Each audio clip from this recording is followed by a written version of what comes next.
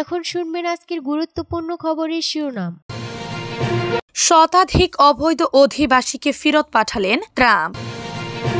হিজবুল্লাহর হুমকির পরও সেনা প্রত্যাহার করবে না ইসরায়েল। 4 ইসরায়েলি নারী সেনাকে মুক্তি দিল হামাস। ইউক্রেনের চেয়ে গাজার শিশুদের কম অগ্রাধিকার দিচ্ছে ইউনিসেফ, জানিয়েছেন রাশিয়া। সিরিয়ার উপর নিষেধাজ্ঞা প্রত্যাহারের আহ্বান সৌদি পররাষ্ট্রমন্ত্রীর। ট্রাম্প ক্ষমতায় থাকলে ইউক্রেন যুদ্ধ এড়ানো যেত, জানিয়েছেন পুতিন। শতাধিক অবৈধ অধিবাসীকে ফেরত পাঠালেন ট্রাম্প। হোয়াইট হাউস শুক্রবার থেকে বড় আকারের নির্বাসন কার্যক্রম শুরু করার ঘোষণা দিয়েছে। যুক্তরাষ্ট্রের প্রেসিডেন্ট ডোনাল্ড ট্রাম্প অবৈধ অভিবাসনের বিরুদ্ধে কঠোর ব্যবস্থা নেওয়ার জন্য তার প্রতিশ্রুতি পালন করেছেন তারা। সম্প্রতি সামাজিক মাধ্যম এক্সের একটি পোস্টে হোয়াইট হাউস জোর দিয়ে জানিয়েছে, যারা অবৈধভাবে যুক্তরাষ্ট্রে প্রবেশ করবে তারা গুরুতর পরিণতির মুখোমুখি হবে। ইতিমধ্যে অবৈধভাবে বসবাসকারীদের গ্রেফতার করতে শুরু করেছে ট্রাম্প প্রশাসন। তাদের নিজেদের দেশে ফেরত পাঠানোর ব্যবস্থা করা হচ্ছে। হোয়াইট হাউসের প্রেস সেক্রেটারি ক্যারোলিন লিয়েটিভ জানান, 538 জন অবৈধভাবে বসবাসকারীকে গ্রেফতার করা হয়েছে। এর মধ্যে শতাধিক ব্যক্তিকে সামরিক বিমানে তাদের দেশে ফেরত পাঠানো হয়েছে। তিনি আরও জানান, গ্রেফতার অবৈধ বসবাসকারীদের মধ্যে জঙ্গি সন্দেহভাজন ট্রেন্ডে আরাগুয়া গ্যাংয়ের 4 সদস্য এবং অপ্রাপ্তবয়স্কদের উপরে যৌনতা সংক্রান্ত অপরাধে জড়িতরাও রয়েছে। ইতিহাসে সবথেকে বড় ডিপোর্শন অপারেশন চলছে, প্রতিশ্রুতি পূরণ করা হয়েছে। নির্বাচনী প্রচার থেকে ডোনাল্ড ট্রাম্প যুক্তরাষ্ট্রের সীমান্ত সুরক্ষিত করার কথা বলেছিলেন। হিজবুল্লাহর হুমকির পর সেনা প্রত্যাহার করবে না ইসরায়েল।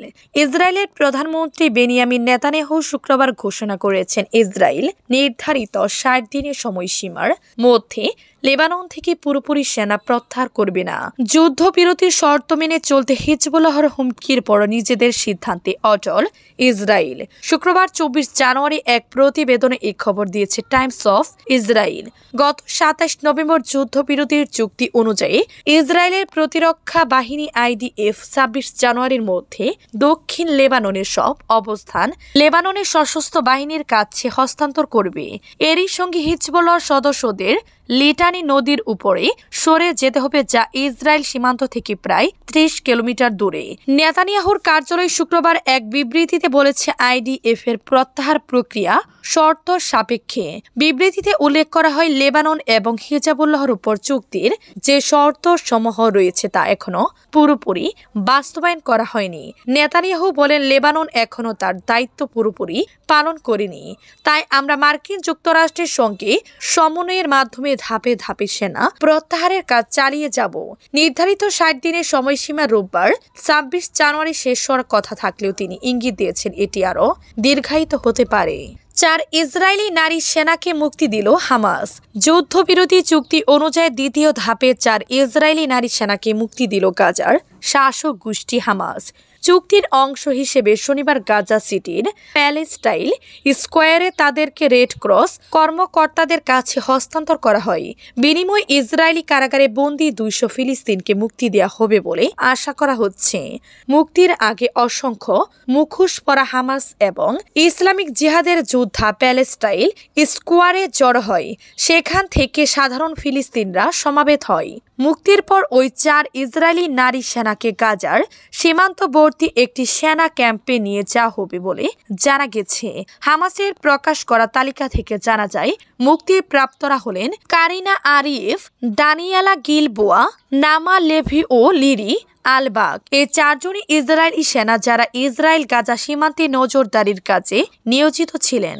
যুদ্ধবিরতি চুক্তির শর্ত মেনে ইসরায়েল কারাগারে আটক থাকা প্রায় 200 জন ফিলিস্তিনি বন্দীর মুক্তির বিনিময়ে এই 4 জন জিম্মিকে ছেড়ে দিল হামাস। গত 19 জানুয়ারি কার্যকর হওয়া ইসরায়েল হামাস যুদ্ধবিরতি চুক্তির আওতায় প্রথম দফায় 90 কারাবন্দী ফিলিস্তিনকে মুক্তি দিয়েছিল ইসরায়েল। বিপরীতে 3 জন জিম্মিকে মুক্তি দেয় হামাস। ইউক্রেনের চেয়ে গাজার শিশুদের কম অগ্রাধিকার দিচ্ছে ইউনিসেফ, জানিয়েছেন রাশিয়া। জাতিসংঘে নিযুক্ত রাশিয়ার দূত প্যালেসি নেবেনজিয়া বলেছেন, ইউক্রেনীয় শিশুদের চেয়ে গাজার শিশুদের কম অগ্রাধিকার দিচ্ছে জাতিসংঘের বিশেষ সংস্থা ইউনিসেফ। বৃহস্পতিবার গাজায় শিশুদের নিয়ে জাতিসংঘ নিরাপত্তা পরিষদের এক পরিবেশনে এ অভিযোগ করেন তিনি। প্যালেসি বলেন, গাজায় হাজার হাজার শিশুর মৃত্যুর সঙ্গে জড়িত ভয়াবহ ট্র্যাজেডি সম্পর্কে নিরাপত্তা পরিষদকে অবহিত করতে অস্বীকৃতি জানিয়েছেন ইউনিসেফের প্রধান। এই পদক্ষেপ গুরুতর নিন্দার দাবি রাখে ইউনিসেফের প্রধান ক্যাথরিন এম রাসেল ইউক্রেন সম্পর্কে যুক্তরাষ্ট্রের সঙ্গে একই অবস্থানে রয়েছেন বলে অভিযোগ তোলেন রুশ দূত। তিনি বলেন, তারা রাসেল কর্মকাণ্ড জাতিসংঘ সনদ লঙ্ঘন করেছে। তিনি জাতিসংঘে নিরপেক্ষ কর্মী না হয়ে মার্কিন নাগরিক হিসেবে কাজ করছেন। প্যালেসি নেবেনজিয়া ইউরোপীয় দেশগুলোর প্রতি হতাশা প্রকাশ করেন। তিনি অভিযোগ করেন, ইউরোপীয় দেশগুলো গাজায় শিশু হত্যার জন্য দায়ীদের জবাবদিহিতার আহ্বান জানালেও ব্যর্থ হয়েছে। সহিংসতা সত্ত্বেও ইসরায়েলকে অস্ত্র সরবরাহ অব্যাহত রেখেছে তারা। সিরিয়ার উপর নিষেধাজ্ঞা প্রত্যাহারের আহ্বান সৌদি পররাষ্ট্রমন্ত্রীর। দামেস্ক সিরিয়ার নতুন নেতা আহমেদ আল সারার সঙ্গে বৈঠক করেছেন সৌদি আরবের পররাষ্ট্রমন্ত্রী প্রিন্স ফয়সাল বিন ফারহান। গতকাল শুক্রবার এই বৈঠক হয়। এই সময় সিরিয়া নিরাপত্তা স্থিতিশীলতা ও ঐক্যের পাশাপাশি দেশটির উপর আরোপিত আন্তর্জাতিক নিষেধাজ্ঞা প্রত্যাহারের বিষয়টি উঠে আসে। আরব নিউজ তাদের এক প্রতিবেদনে এ খবর জানিয়েছে। খবরে বলা হয়, সৌদি পররাষ্ট্র মন্ত্রণালয় এক বিবৃতিতে জানিয়েছে, বৈঠকে সিরিয়ার রাজনৈতিক, মানবিক ও অর্থনৈতিক সহায়তার পাশাপাশি দেশটির জাতীয় প্রতিষ্ঠানগুলো পুনরুদ্ধারের উপর গুরুত্বারোপ করা হয়েছে।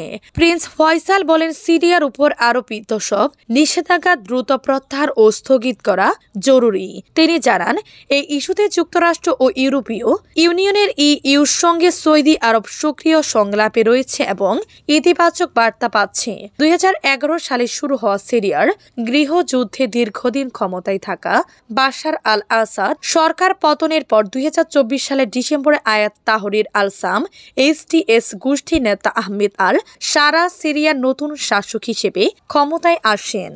আসাদের শাসন আমলে যুক্তরাষ্ট্র ও ইউরোপীয় ইউনিয়ন সিরিয়ার উপর কঠোর নিষেধাজ্ঞা আরোপ করেছিল, যা দেশটির অর্থনীতিতে ব্যাপক প্রভাব ফেলে।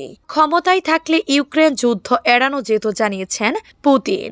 ডোনাল্ড ট্রাম্প যুক্তরাষ্ট্রের ক্ষমতায় থাকলে ইউক্রেনের সংকট এড়ানো যেত মার্কিন প্রেসিডেন্ট ডোনাল্ড ট্রাম্পের দাবির প্রতিধ্বনি করে রাশিয়ার প্রেসিডেন্ট ভ্লাদিমির পুতিন এমন মন্তব্য করেছেন।